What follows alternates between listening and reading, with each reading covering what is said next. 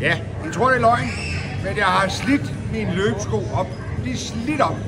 Så nu skal jeg ind og kigge på nogle nye. Og lad os prøve at se, hvad koster det egentlig at leve i Thailand? Hvad er priserne i forhold til Danmark? Lad os kigge lidt på det. Kom med. Et par helt almindelige sko. Fine løbesko. De koster her i Thailand 1600 baht. Det er noget, der svarer til 330 kroner, alt efter kursen. Så der kan man simpelthen få et par nye sko for 320 kroner, 30 kroner.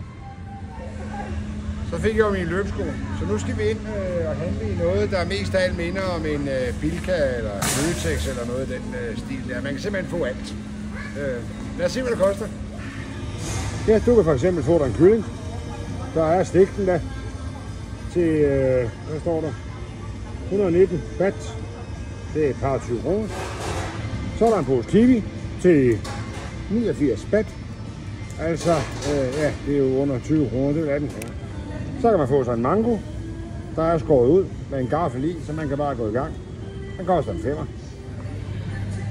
Og æg, det er ikke noget, man har på køen. Det står bare fremme.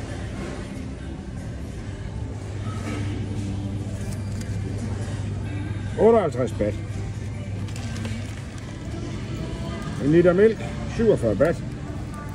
Altså under en 10'er. Og så har de simpelthen bare alle mulige lækre frugter.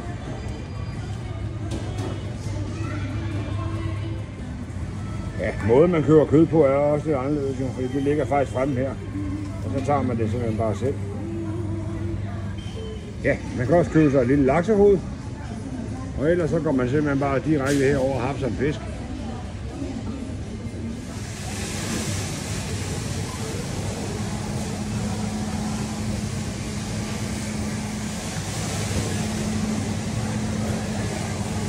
Ja, rejerne får sikkert meget friskere.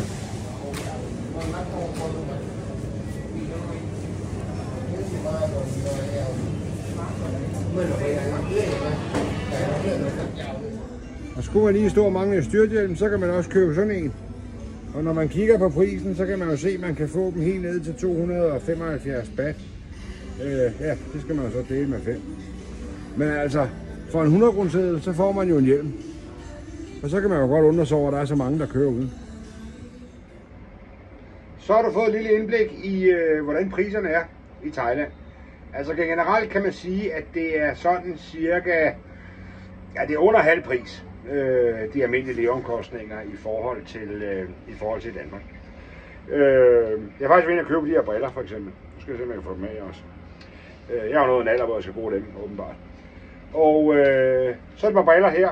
Altså folk, der bruger briller hjemme i Danmark, ved udmærket godt, hvad briller de koster. Og der vil jeg bare sige, at skal man have briller, det her det er så med glidende overgang, og jeg ved fandme ikke, 3 forskellige felter og blue light, et eller andet. De har prakket mig på. Briller, det er halv pris. Og det betyder altså noget, hvis man køber briller i den dyre ende. Og det skal være dyrt. Det skal være dyrt. God weekend.